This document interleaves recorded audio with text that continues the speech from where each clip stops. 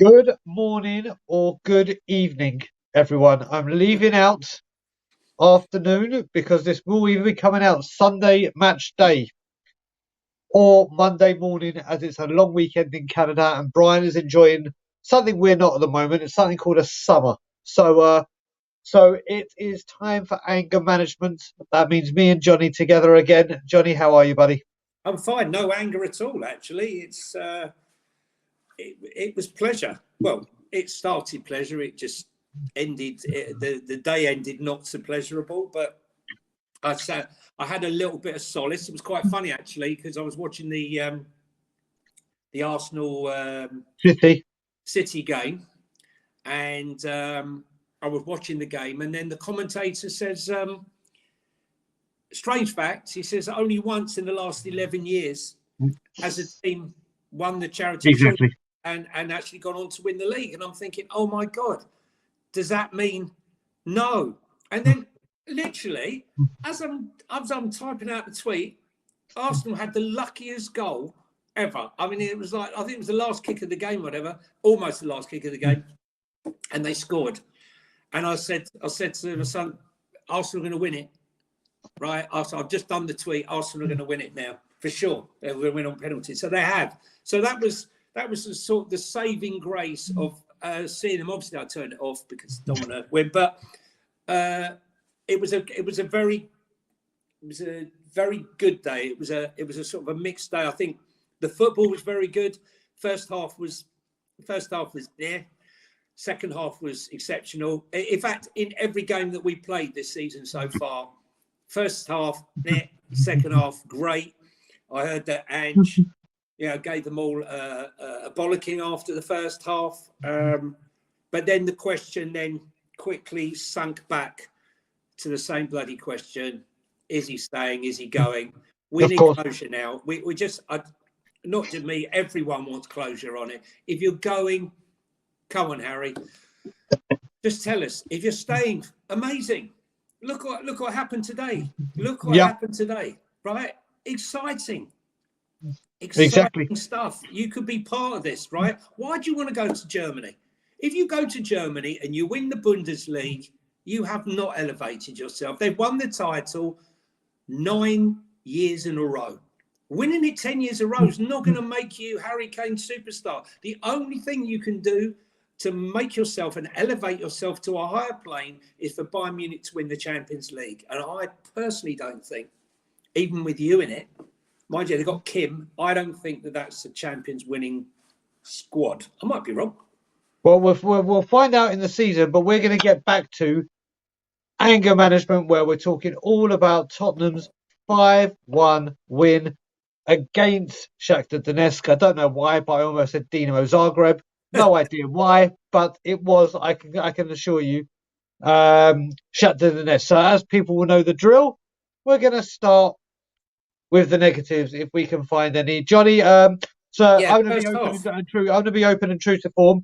Obviously, I was outside the club shop today, so by the time I got back, I missed most of the first half, but seen the highlights. Jonny's seen all the match. I saw all the second half, so I won't be able to give everything on the first half. I'm going to leave that in your hand, Jonny, but I have got an overall feeling. So we'll go negatives. What's the negatives for you? So first half negatives. Kulu. I thought Kulu was very poor in the first half. Just his use of the ball wasn't great. No, I didn't like his first half performance at all. I got to be honest. And the goal, Ben Davies. Yep.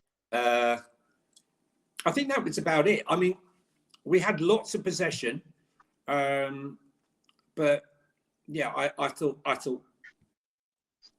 we didn't use the ball as well as we should have done. We had lots of chances.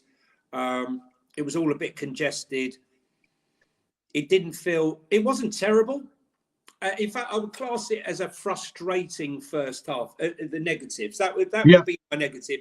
Ben Davies, obviously no good, not good enough for that system, and Kulu in the first half. I can give you the first half positives. Well, let me give you. I've got a negative I want to talk about. Okay, go on. I might get in a bit of trouble for this, and I'm gonna word this very, very carefully because this isn't. I had. Do you know what I think today? The atmosphere in that stadium was non-existent. Right. Apart from Harry Kane, he's one of our own, or Harry Kane, we want you to stay. You could hear it I said I could hear a silent. pin drop. It sounded You like a could, training game. and I've said to you, Johnny, as well. I'm not going to make this about the protest. I'm not going to be talking about what today. But I remember, Johnny, I've stood outside with you and said, do you know what? I used to remember going to Tottenham when Gazza was there, Ginola, Bow, Klinsmann, all these times. Walking down that high road used to be a crescendo of noise and chants going into the stadium. Everyone was singing. Yeah. Exactly. I'm standing outside there today, like we were last season. People are walking like they're going to detention. People are walking like, when you're at secondary school and you move from your science class to your French class or whatever, and it's the other Right. side of the school, and everyone's walking to class. And inside, and like I said, this isn't a pop at the fans; it's a pop at where we are.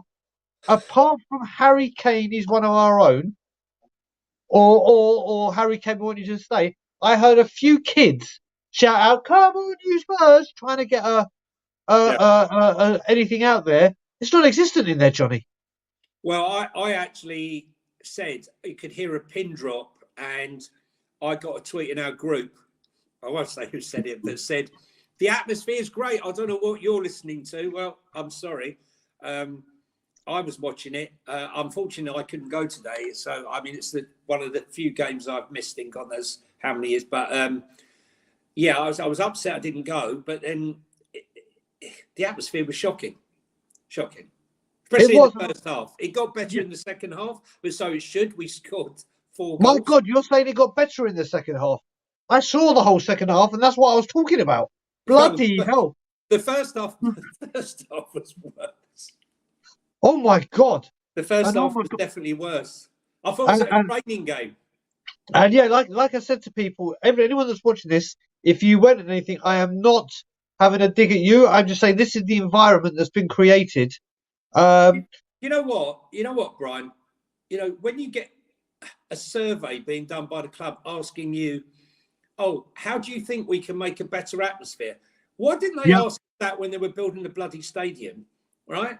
And think, oh, we're going to make this wall of noise like at Dortmund, but what we're going to do is we're just going to sell the tickets to anybody and not have any thought for the fact of, okay, we're going to have a singing section that's going to yeah, be in the south stand. Anyone who wants to sing and be rowdy and noisy or what have you, this is where we're going to be.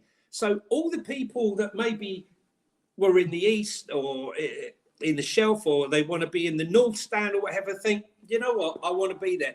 And the people who are sat in the south stand, and there's no disrespect to you, who aren't really into all the singing and the noise, I've been there, I've sat there, and they don't say anything.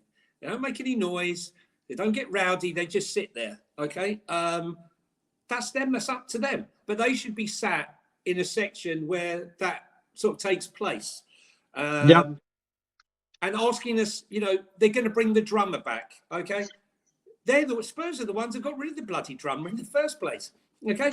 The flag, right? I took a Star of David flag in. I'm sorry, you're not taking that into the stadium, sir. I said, well, it's a political statement. It's not a political statement. It's just an Israeli flag, right? Yep. No, it's a political statement. You can't bring it in. Meanwhile, today, I'm happy to say that I saw an Israeli flag in there, Anna Solomon, which is great. Okay.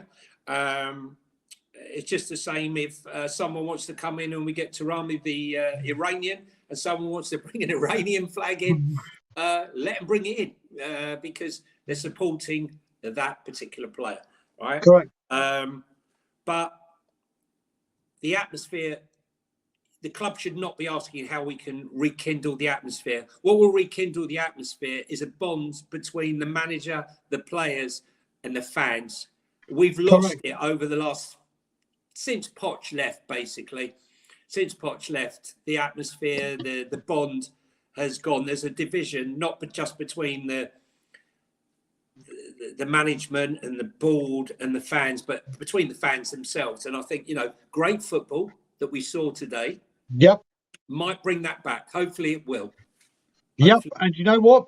Let's get into it. I think that's the only negatives. Let's deal with a lot of positives. And like people will know, when we're dealing with the positives, we're not going to go into great detail about players because we have the special mentions bit. Yeah. So we're going to be talking there. So, Johnny, take it away with your positives. Positives. The balls move very quickly. Well, we're talking about the first half, are we? Or we're talking about... We do both. All right. Okay. Fair. Kulu in the second half. I mean, so much better. I mean, look, the ball moved around a lot better in the second half. Maddison was controlling it. Papasar, how he's only 20 years of age, I just don't know. I mean, he was just immense today. I just feel that there's a lot of belief there. I don't know.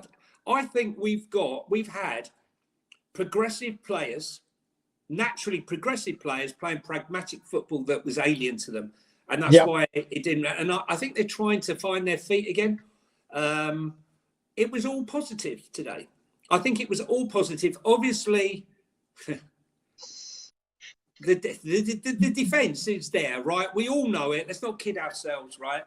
I don't believe that just Mickey van der Ven is going to solve this problem. I don't believe Mickey van der Ven and Phillips is going to solve the problem. I think we need another two defenders, whether it's, another top player and a Longley or another top player and somebody else. But I feel we need two defenders in case we have injuries. The young players, I thought were fantastic.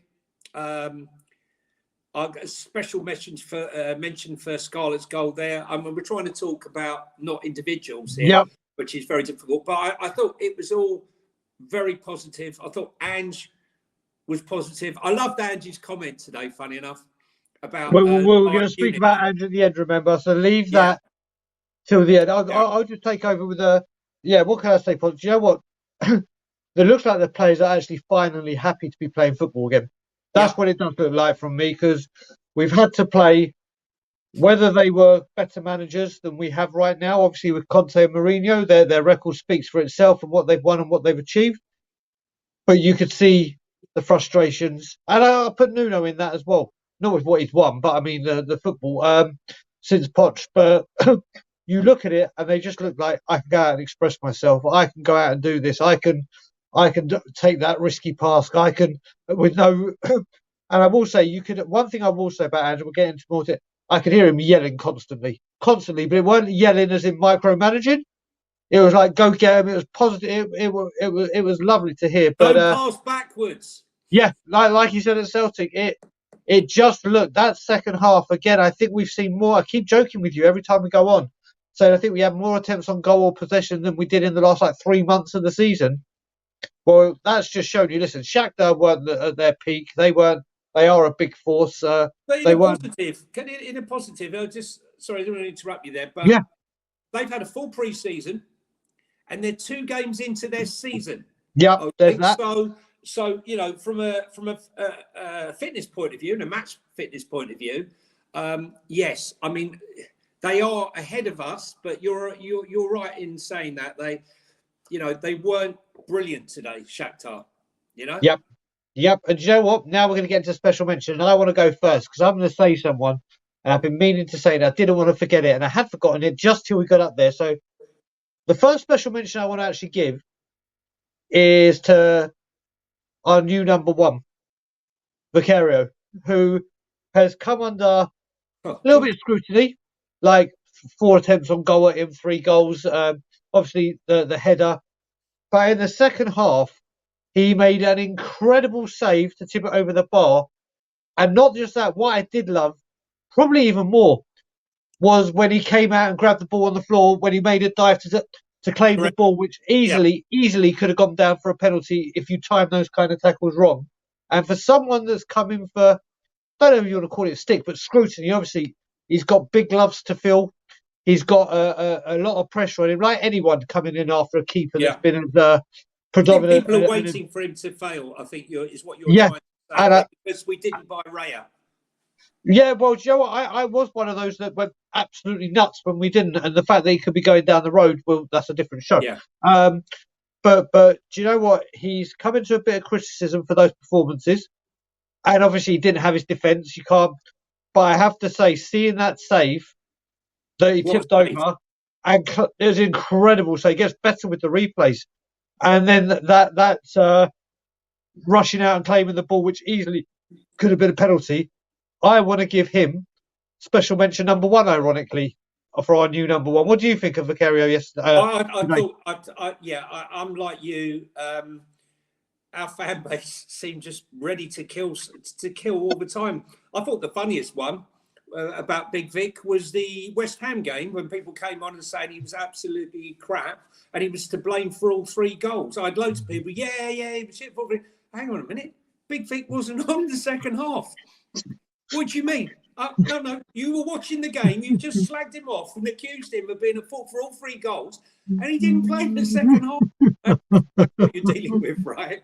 That's what you're dealing with. I thought it was superb today. I actually liked how he almost saved the goal against the Sailors, where he got that hand out, and he's got like octopus. Those arms come up. They're like octopus arms. He just came up and he almost saved it. I also liked where he ran out with that header. I think he needs to maybe come a little bit higher out of his box, not a Nana style. Oh my God, that guy! Yeah, and Ramsdale today almost did the same. Yeah. This in a high line, and a lot of players are checking it out. A lot of players are doing it. So, Johnny, who's your first special mention? Papa Sarr. I mean, listen, I still. I got into a lot of trouble at the beginning of last season when I said that this kid is just going to be immense. Oh, you're getting carried away. I said he's levels above Skip. You're disrespecting Skip. Yeah. I said, look, it's not about disrespecting Skip. I'm talking about Papa Sarr. I'm not saying. Yeah. I'm just saying he's different levels. Today, he was fantastic. He was absolutely fantastic. He was picking up the ball at the back. He was picking up the ball in the middle. In fact, I think the first 20 minutes, 15, 20 minutes, I don't think Maddison hardly touched the ball because Sarr was just literally everywhere. And he had that shot. And the other last week, he had that shot where Kane headed the ball out. He took it on his chest and he waited for the ball to do, and he volleyed it with the outside of his foot and he dipped and it just hit the bar. Today's shot, I don't know how he even got the shot off. Some people said he should have scored. He had that shot from distance, which was brilliant. He took out the air whack. He has, in my opinion, he has absolutely everything. For me, he's a cross between, he runs like Patrick Vieira. Very much so. He has some skills of Yaya Toure. He has it all. I think we're looking at a 50, 60 million pound central midfielder. I really do. I mean, I don't care if people think I'm going overboard when he's only 20, but for me, he has it all, and he hasn't even reached anywhere near his peak yet. He got a couple of nasty tackles in that were a bit mistimed. Tactical as they call them. Listen, I think he's too nice. If I would say one thing, he's probably too nice, and I wouldn't be surprised if Ange is saying you're too nice. He plays football with a smile on his face, but when you're playing that role, I think in the middle of the park, when you've got to break stuff up, you need that bit of nasty aggression. And I think he tried to do that today and missed time to cup. I think he got booked, didn't he? He did. I mean, you look at it, Johnny. With what you've just said, Ange will tell him in a way that's positive and say, this is how I make you better, compared to someone like Jose will go, we're too nice, you have to be horrible. Word I'm not saying on YouTube. But I've got to say, when Papa Matasar joined us, and I've said this, I was fuming. I was like, here we go again, another cheap buy, I take back. I am fully on board the Papa Matasar train. I think he is literally. When I've heard so many people, I've been on Spaces with you, John. I've been on YouTube with you, and on streams, and it's literally been. You and I have been saying, why are we wasting going looking for money for midfielders? There's one sitting right there ready to go, and I think every anger management we've done. Every single one, every single Ange management, He's been special mentions, he's got one. He is, his confidence seems to be through the roof. He just looks like he's been there. Right, he's been in for a couple, but I mean, he looks like he's been in the first team for ages. I'm very, very confident that Andrew was literally saying, right, this is my first squad for Brentford with maybe Van der Ven in or whatever. Yeah. And I think he is most definitely, I think he was outstanding yet again. So we'll go on to the next one. And I am going to mention, you said it, I didn't get to see him in the first half, but I know it was poor. But I am going to give a big up to Kulusevski because I have been saying, I remember people that are watching, we're not doing He this was in any poor in the particular. first half. He Yeah, was we're not poor. doing this in any particular order. Don't think, oh, we've missed out people. It's me and Johnny take it in turns to pick people. Kulusevski in the first half, from what I'm hearing, and the bits I've seen on highlights, did look like it wasn't going well for him. Let's put it that way. But in the second half, he was like a man possessed. Yes, he didn't get the goal, but I saw a couple of the. I remember you put a tweet out, Johnny, over the weekend saying this time last year we played Southampton. And I remember in Southampton where he did one of those drop of the shoulders and he went Yeah. that way and you could see it coming back. You could see the confidence coming back into him. And I've been saying Porro needs to be up there and competing with him. Maybe that's what Ange is doing. And he was like, right, I best get my arse in gear. And I think I've been one to criticise him in the preseason, but I will give credit when it's due. And Kulusevski in that second half, for me, deserved a special mention. What do you go? Well, obviously, Johnny, you saw him both halves. So, well, I thought the first half he was poor. I just didn't think he used the ball well. I think Ange gave everybody a bollocking, right? Because they came out a different team in that second half, and I loved that. I loved that. They're learning. They've had no game time, guys. Just bear this in mind. Okay, no game time. This is a manager and a team that's going to be learning as we go along. I can't even take them seriously till we get past January, in all fairness. So anything we can manage to scrape together between now and January, I think the thing that he's lucky with, he has that Conte didn't have. Conte had progressive managers progressive players with a manager who wanted to play a pragmatic style, and he didn't have the players. Yeah. I think Ange has a style that actually suits the squad, but they have to get back to in the way of playing this football. And Kulu's second half, I think, got 2 assists, and he was a different player. He's a different player to the Kulu we saw probably the last 3 months of the season. Correct. So, Correct. very good. Correct. Who's your next one? Well, this is a bit of a left fielder, actually. I want to speak about Fabio Paratici, because the disrespect that this guy has got about our transfers and the players that we brought in here with Gabonini, I've been going on about this for a year now, and it just on and on and on. Get him out of the club, get rid of him. Kulu, Bentancur, Papa Sarr, Big Vic, Solomon, right? Okay. Wait till you see the Argentinian when he starts to get game time. Destiny, right? I mean, there are so many, not to mention the fact that all the players that he managed to convince to stay at the club in our youth system that thought that, they had no future here. His recruitment, his drive to recruit 16 to 19, 20-year-olds, right, has meant that I think that moving forward over the next 3-4 years, this club, maybe even 2 to 4 years, this club is really, I think it's got quite an exciting time ahead of it. Harry Kane might not be here, or Son most probably won't be here, but we are thinking about the future. We are planning for that. And we actually do have players. Can you imagine Destiny in a couple of years? Can you imagine Papa Sarr in a couple of years? Divine.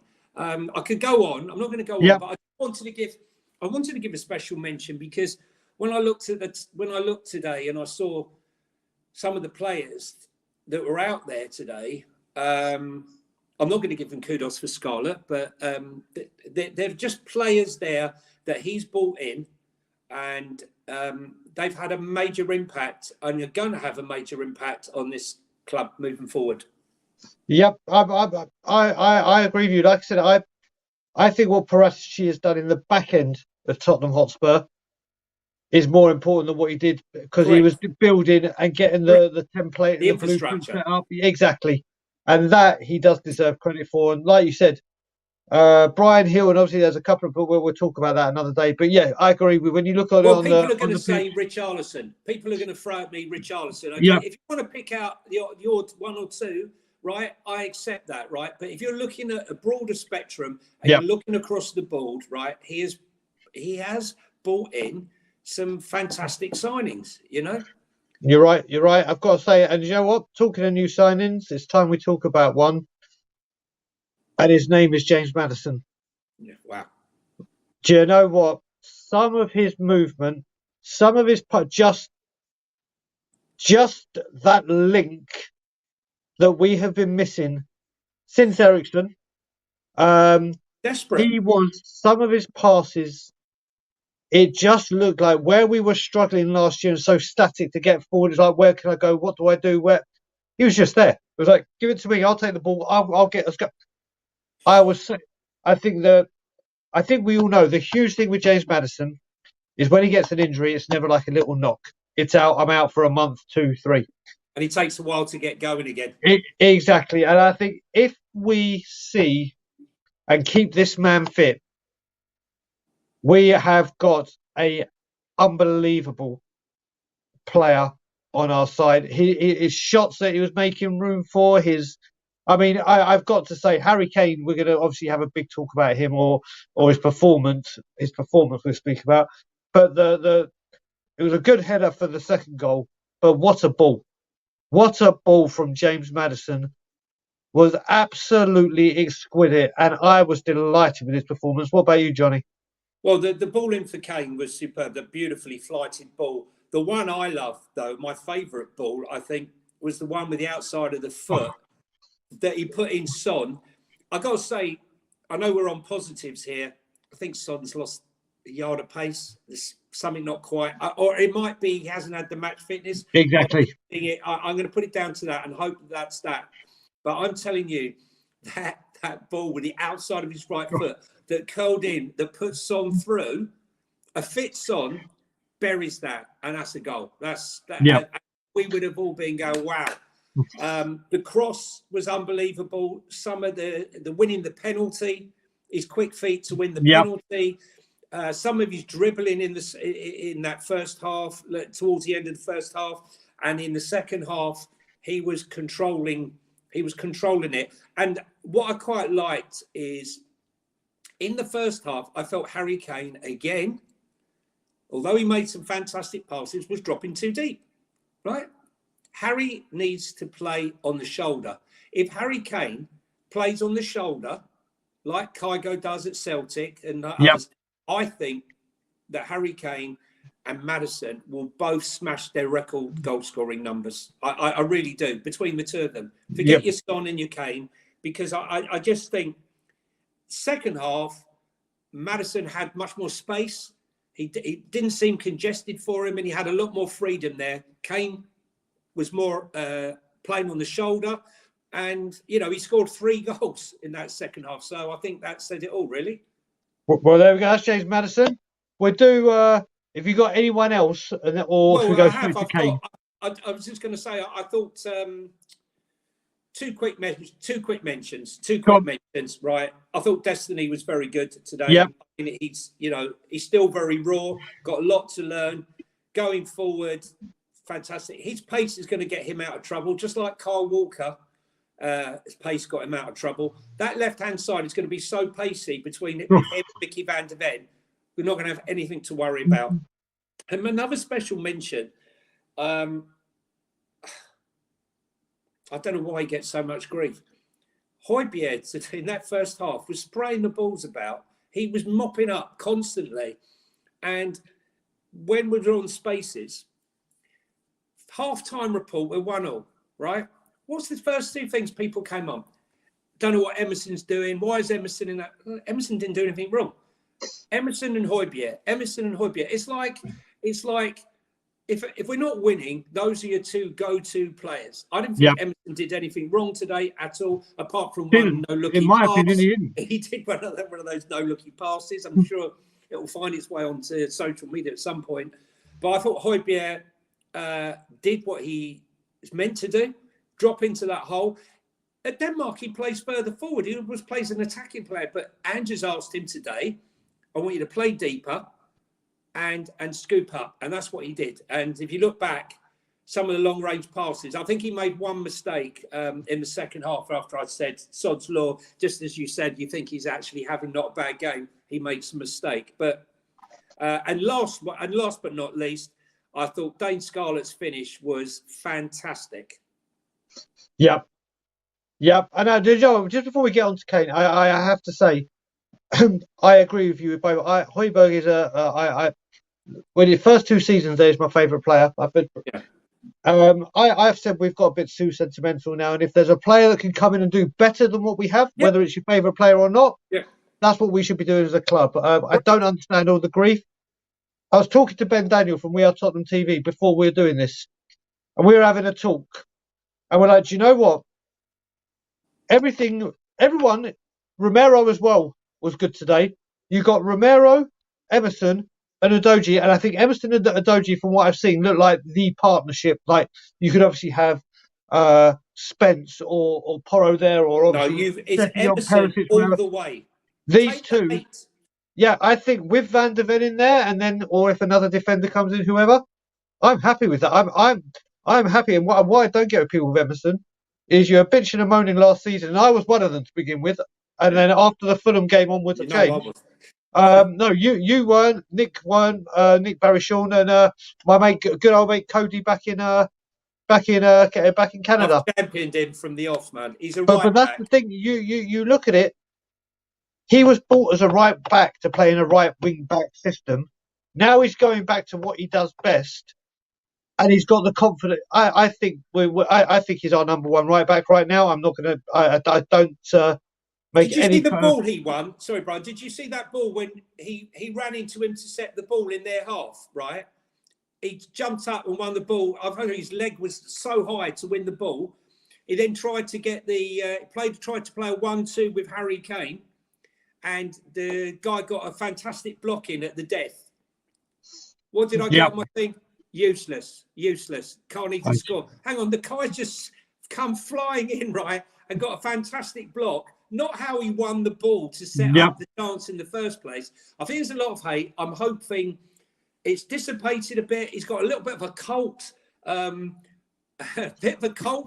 now with some of the people. His personality. I hope it develops. For me, he's got to be our right back and Udogie at the left. Yep, and now we're going to get on to, before we get on to the man himself, Ange. We'll have a quick couple of minutes, 5 minutes, whatever, about the man that's grabbing all the stories, whether he wants to or not, whether it's is he going, is he staying, which we're not talking about here. We are talking about today's game. You couldn't have read it if it was written in the stars, wasn't it? I mean, I thought if he starts, he stays, kind of thing, or depending on how long he stays, I'd still. But I said we're not talking about that. But he scored 4 goals. It's impossible. He's got. Do you know what I did see? When he scored the first goal, the penalty, I was on the way home. Everyone was going, that looked like a really subdued celebration. He was like a couple of steps and then his little jump thing, not running off and then doing it. And I get that. But yeah, listen, all the pressure on him, all the talk about him, everyone knew everything was going to be about him today, and he took the opportunities. He does what Harry Kane does, didn't he? Oh, he does. I mean, Daniel was sitting in Miami and he got his calculator out and he just sent a message to Bayern Munich telling them that the price has gone up again. I've worked it out. 4 goals divided by. But every minute he scored, that's the amount of millions. So if he scored in the 61st, right, it's now 161 million. Yeah, I mean, it just kept going up and up and up. Bayern must be having kittens, standing there having kittens. But all the goals were great, but the one I really wanted to go in was the one that he didn't score, which was that back heel, which had it gone in, right? Had it gone in, that definitely would have added another 10 to 15 on top. Yeah. There isn't a striker like him in the world. I don't care what anyone says. You know, in some ways, Christian Eriksen leaving and us not buying a creative midfielder made Harry Kane a far better player, all-round player. Yeah. He became like a Kevin De Bruyne dropping into the middle. And some of those passes that he made in that first, you obviously didn't see them. Yeah. But I think in the first 15, 20 minutes, he was spraying some passes which were like, oh my God, you know, if anyone had passed that, a KDB or anyone, you would have been going, wow. Yeah. What is that? He is the best all-round striker. Forget your Haaland. I saw Haaland today. I didn't see any of what Harry Kane's got. I'm sorry. I just he's irreplaceable. Irreplaceable. To those people going on about Richie or this one or that one, it doesn't matter who you sign. Yep. Okay. You know, Bayern had Lewandowski. They now got Choupo-Moting. They've realised that, you know, they've got to replace him. He could play. I don't know why Real Madrid not come in for him. I mean, they probably spent so much on Bellingham that they can't afford him, but he was immense. And I think the thing for me was, I thought it was funny. He was got all these messages coming in. He's going. He's clapping. He's clapping. He's gone around. He's clapping. No. He only clapped. No, he only went halfway round the pitch. He didn't go the full way round the pitch. So because he only went halfway round the pitch, he's definitely not going. But it was a fantastic performance. And if it is his swan song, what a fantastic way to go. Oh, mate. Unbelievable. And I'm hoping that there is more to come from him. But yeah, Harry Kane, well done. Thank you. There's one final special mention I'm going to do. This, no one's going to know what I'm talking about, but I'm going to tell them why. It's nothing to even do with what happened. Well, it is to what happened on the pitch, but what I'm about to have a special mention to is you wouldn't have known at the game or unless you were watching what I watched. So I watched it today when I got back, tried to find a link to watch it, and I did. And it was starting off with when it was in the adverts at half time and then came back, it was in Hebrew. So okay, I'll brush up on my Hebrew. Yeah, so so the link I had, it was showing a lot of Hebrew adverts. Okay, because I can understand it a lot more than I can speak. Yeah. But sometimes I don't know all the words. But I could, if I hear a few words in a sentence, I can put it together. Anyway, so I had a choice. Watched it, and what it was Israeli TV that I was watching. And what it was, they did a lot of talk in English, but if there'd been a goal or a great attack and a replay, they switched over to Hebrew. And then obviously when Manor Solomon came on, my God, these commentators, it was literally like he had won the World Cup. They were like,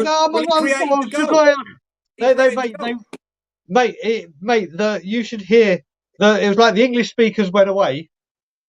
And I just heard these two Israelis speaking in Hebrew, and it was like, "Oh, get the ball to Solomon! Get the ball to Solomon! Yeah, Solomon's on the ball! Stop!" The excitement they had was just wonderful, and I know that must happen when Koreans watch Son and Brazilians watch Richarlison and Emerson, Danish. But honestly, to hear how these commentators were going deserved a special mention. But let's go to the man himself.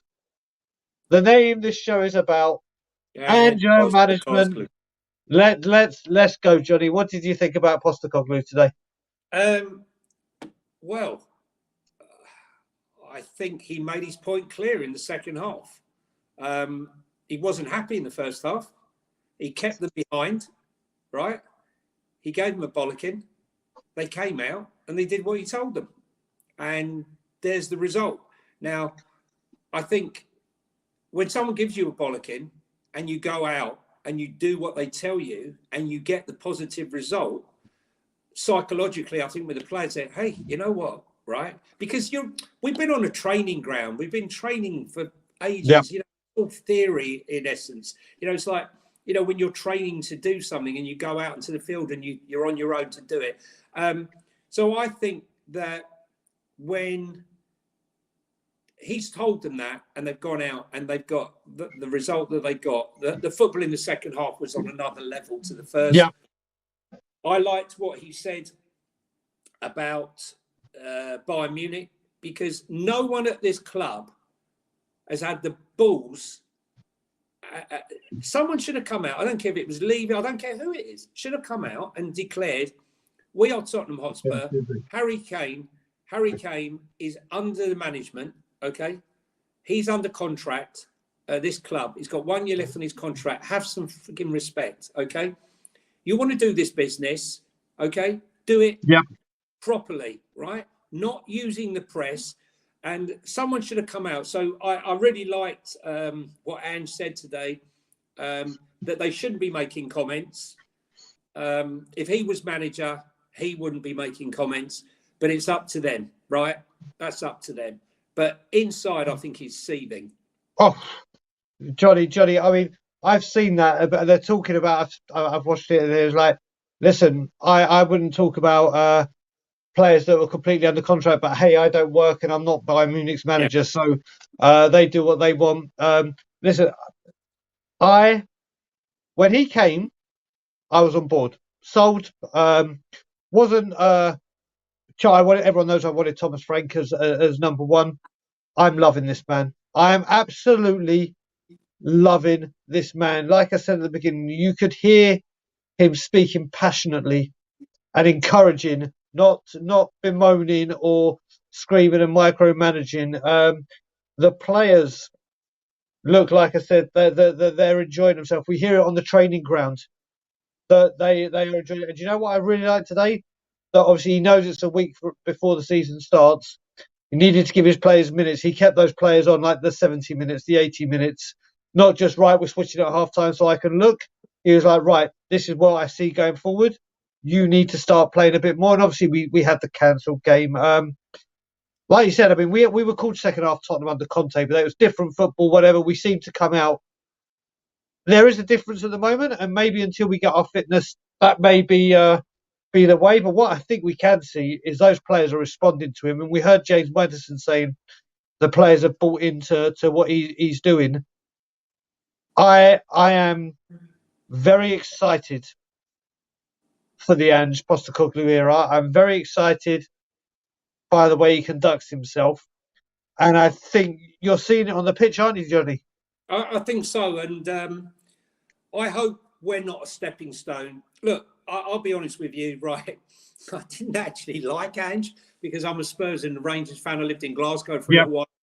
And so I used to go to Rangers games. And so I still watch their games and they're shocking. But every week, every time I watch the Old Firm derby, Rangers, Big Ange used to do us, right? Yep. And so, you know, he wasn't my favourite manager, but I never thought of him as a Spurs manager because, you know, the level of football is just not up there. So he wasn't even in my top 10. But I have grown to really like how he operates. Yep. I love his football. Listen, having watched that for 4 years or 3.5 years of this toilet, it's just been horrendous. I always felt like I was getting punished going to football each week. I'm now so looking forward to I know that at Brentford and Man United, we're going to be playing much, much better teams. We're not going to be ready. We could get beaten. We could concede a whole load of goals. But I'm prepared for it because I know this is a journey. And this is just the start of the journey. You know, we don't have all the bits on our car. In fact, we might only have 3 wheels, right? We might not even have enough petrol. And we've probably only got 1 windscreen wiper at the moment. But as we go along that road, I just think we'll make a few stops along the way. We haven't got European football. And each week goes past. I think this is the perfect time for us not to be in Europe because each week that gives him another week to work on what happened on the weekend, the mistakes that were made. It's not so frenetic as it would be, you know, with European football. So I'm ready for the journey. I think we're going to have some some hiccups along the way, but I'm prepared for it, and I think this is going to be. I've got good vibes. I've got good vibes. It's not the finish. What a perfect way to wrap up this episode of Ange-r Management. What I will let people know is we are back for the Barcelona game. And I'm even thinking, Jonny, we might put it up to the viewers that are going to be watching this when it comes out. Should we do a cheeky live for Ange-r Management after Barcelona? We could do. Should we do? What day is it? Tuesday or Wednesday? Tuesday, yeah. Tuesday. So I'm thinking, people in the comments, once you've liked and subscribed to the show and leave your comment, put go live with Ange, or you like it pre-recorded and watch it when you can. Let us know in the comments. Jonny, it's always a pleasure spending time with you, and you're going to be spending a lot more time on Tottenham on tour. There's going to be news coming out. Let's just put it that way. But Jonny, where can people find you? There we go. There you go. You're getting better. Yeah, better and better. Johnny H3232. Come on and give me a follow, and come and join us on the spaces. We love everyone to come on. I don't care if you're watching Brian's thing and you're a fan from another club. Great, always good to come on and get another perspective. We don't all agree, right? Spaces isn't a place to come on where everyone's going, everything's marvelous, everything's wonderful. Right, it really isn't, right? We disagree on many things, whether it's a player's position, who we should be signing. So right at the moment, obviously, it's about Harry coming and going and what players we should sign. But as the season goes on, we'll be having them for the games, when I'm not doing the Ange-r Management with Brian. But thanks very much, and I'll be on Tottenham on tour.